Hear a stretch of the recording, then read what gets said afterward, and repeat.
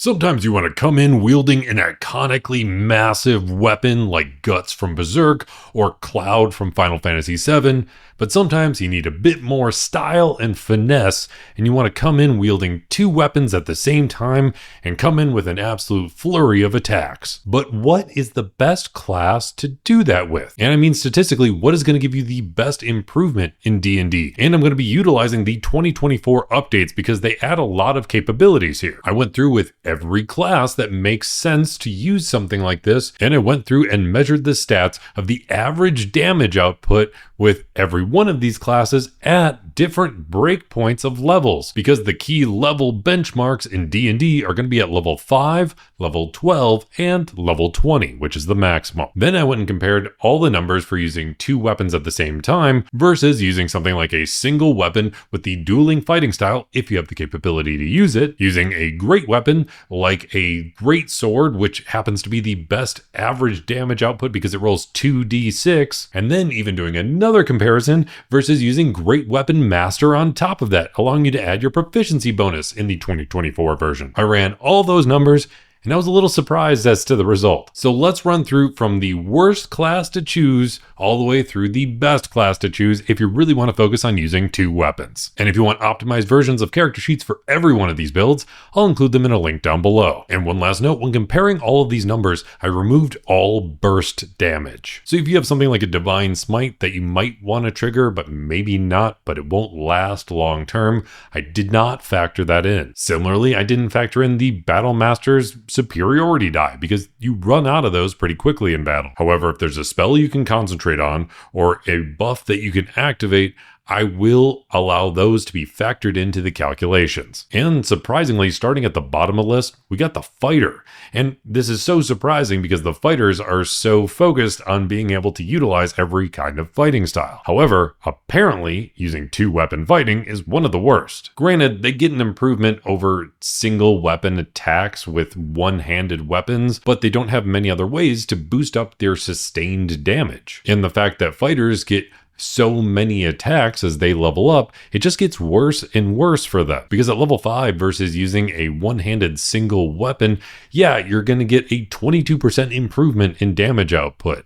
But that quickly drops off because at level 12, they already have 3 attacks as their main action, so adding one more is only going to boost it up by another 9%. And by the time they hit max level, they only get an extra 2.27%. And like I said, we're not factoring in burst damage, so there's no way to really consistently boost this up because superiority die are going to run out fast and action surges are even going to run out faster. And yeah, you can use something like an Eldritch Knight, which does have more access to certain buffs, but it won't boost your damage enough to make a massive difference. And it gets even worse if you compare it to using something like a greatsword, because yeah, it's still an improvement at level 5 with a 12.5% increase using two weapons.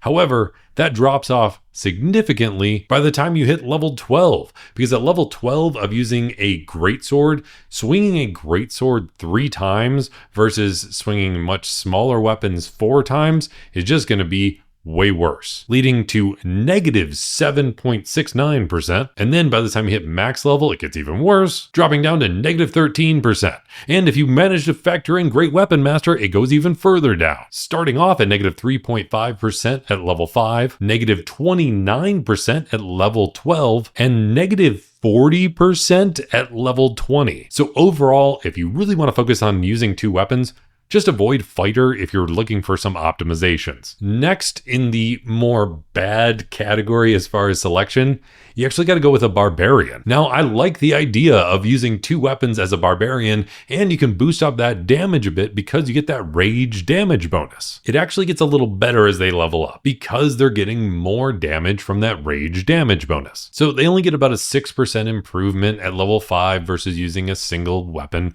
But if you start comparing it to great weapons, which is what barbarians are known for using, at level 5, right from the get-go, you have a negative 11% difference if you want to try and use two weapon fighting.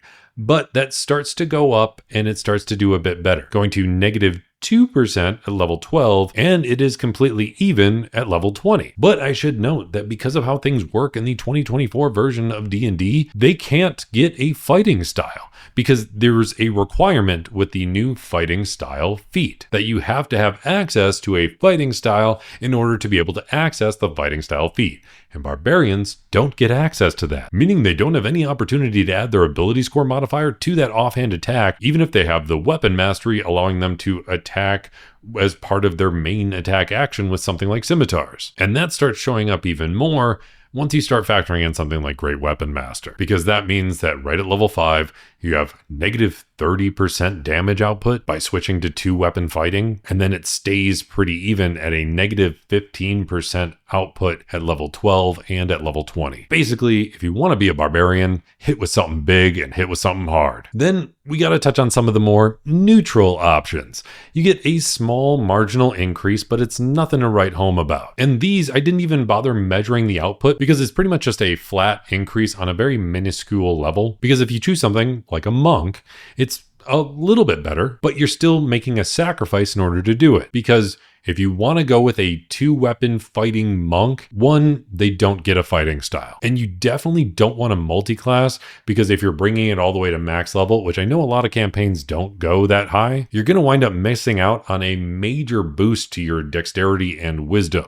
So it's better to just take maybe a feat for the weapon mastery, because they don't get any weapon mastery, which is the only martial class that doesn't. However, you can get a feat to do this, and you definitely need it because monks do more with their bonus action than anybody else. So you want that Nick weapon mastery, and it's actually probably better to choose daggers than anything else, because monks are allowed to swap out the damage die for anything that would be counted as a monk weapon for their martial arts die. And that martial arts die can upgrade all the way up to a D12. So that means they're getting one more attack to be able to add in a D12 of damage. However, they don't get to add their dexterity modifier to it. But still having that Nick weapon mastery property, they can then use their bonus action for their flurry of blows and all the standard stuff. You're really just sacrificing an ability score improvement to go this route. But if you're just looking for a tiny bit more damage, sure, go for it, I guess. The other decent option is a rogue, and this has a slightly less measurable boost to rogue type stuff, because rogues do get a weapon mastery right away, so they can do the Nick thing if they want to. But frankly, there's already an ability to do offhand attacks built into the soul knife subclass, and the biggest thing you're going to get out of this is that you have a second chance to attack, because since rogues only get one attack, that is a lot to ride on one chance to apply sneak attack damage. So yeah, it's gonna help if you dual wield as a rogue, but mostly just so you can apply your sneak attack damage. That is the main benefit here, and it's a little harder to measure. It's really just boosting up your chances to do big damage more than it is boosting your overall damage. But now that we've covered the two neutral ideas, you might wonder as to why I wouldn't cover something like a Valor Bard or a Swords Bard. Well, that's because it's basically impossible to start doing that measuring. There are so many spells that a bard can have access to, especially with their magical secrets, that there may be a lot of better options than going with 2-weapon fighting most of the time. And most of the boosts they get with something like a Swords Bard, they can only apply once per turn anyways. That, on top of the fact that a bard has a slightly smaller health pool than most other martial classes would have access to, means that if you're going with a Swords Bard, I highly recommend going with dueling. You might get a little less damage output by a tiny margin, considering all the other spells you can factor in, but the enhanced defense from wielding a shield is probably the better choice. And yeah, there's probably plenty of other niche builds you can do with all the other spellcasters and stuff, but those get so finite, and you're probably better off just going with spellcasting a lot of those times. So I don't want to waste too much time covering those. Instead, let's jump into the top 2 builds. And it's hard to compare these two because one of them was such a drastic improvement that I actually had to go with a worse subclass in order to do the measuring. Because a fighter, it basically didn't matter what subclass you went with. A barbarian, I just went with berserker because they have a pretty solid amount of damage output. But both paladin and ranger have perfect options for 2-weapon style martial combatants. Both of these classes have access to the fighting style feature, meaning they can do 2-weapon fighting, allowing them to add their ability score modifier to their offhand attacks. Both of them get access to weapon mastery, meaning that they can take the Nick weapon mastery, allowing them to open up their bonus action for other stuff. And even immediately removing basic divine smites from paladins, they're still really good as 2-weapon fighters, but they're actually not as good as rangers, at least when it comes to their overall improvement. Because if you decide to become a paladin and focus on 2-weapon fighting as a paladin, you definitely want to focus on having a Nick weapon mastery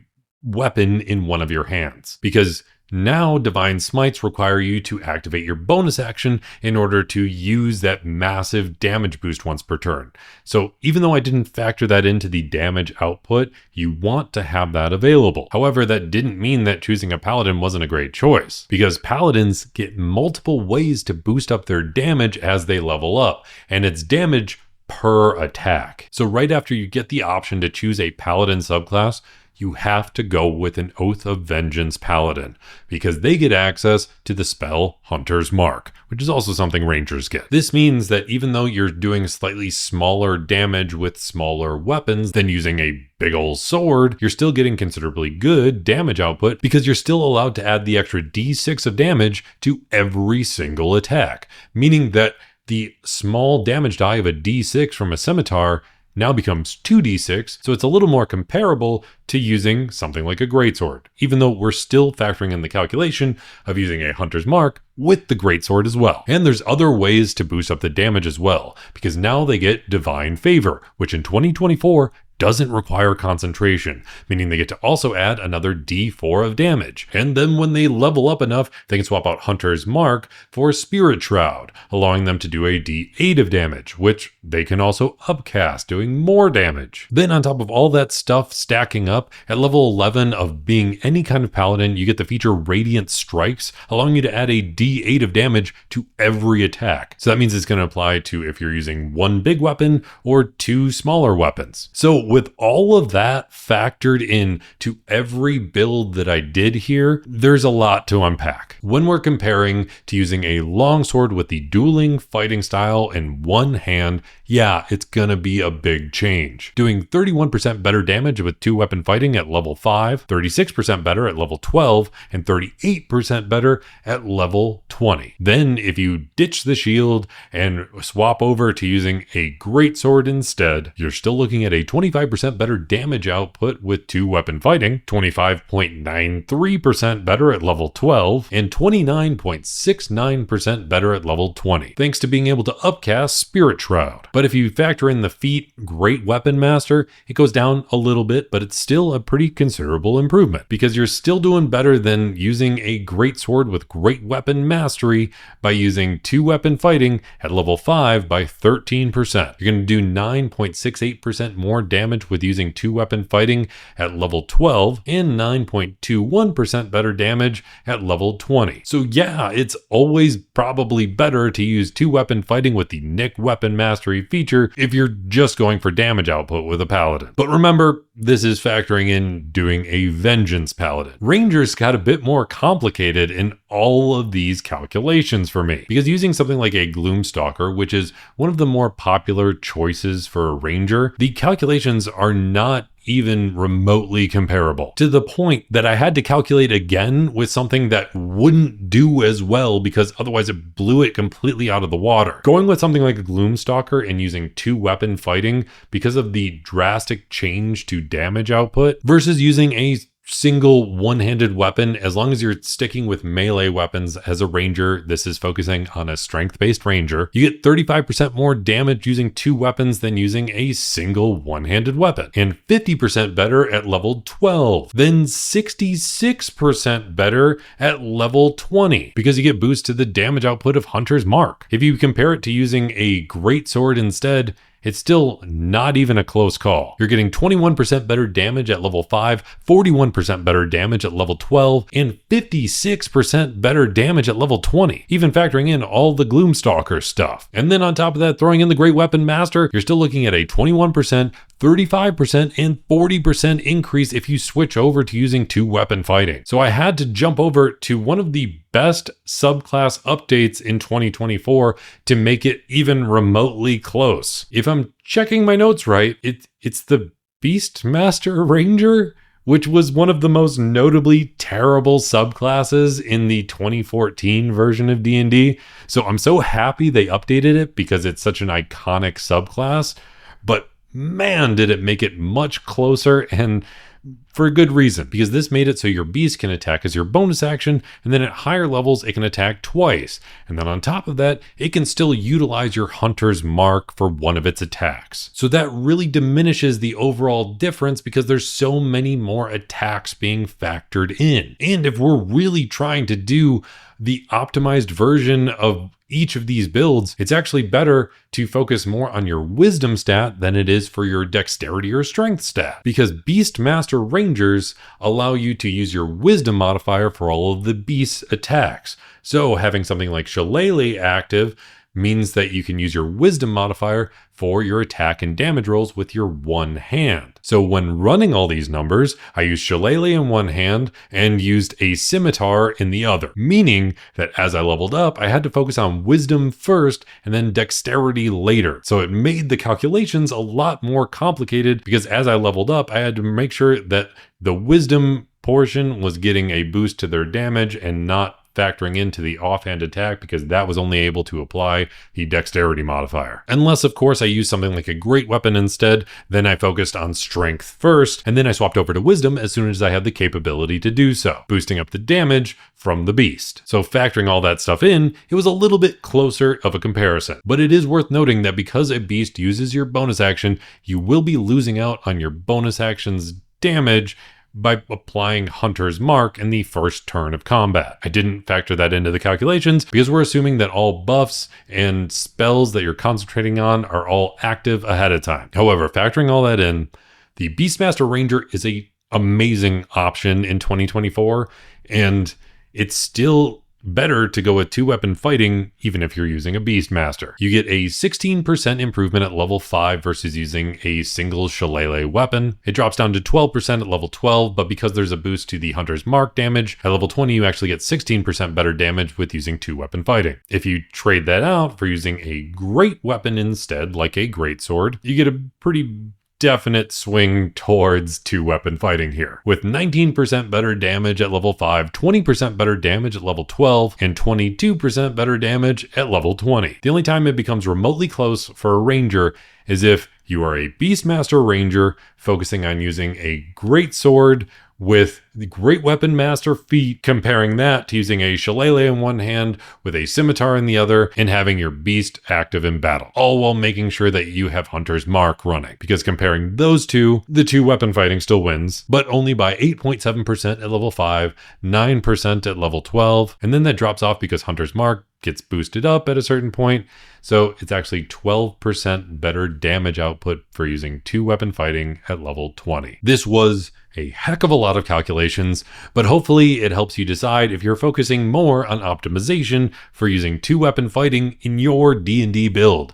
Those are the best classes to choose from. You have the ones that are generally just worse to choose if you're focusing on optimization for the bottom 2 classes. You have the 2 classes that are going to be a marginal improvement. Then you have the 2 classes that is just flat out better to use 2-weapon fighting. Let me know if there's any builds I missed, and otherwise I hope you roll 3 nat 20s in your next D&D session, especially if those 3 nat 20s are spread out across 2 different weapons.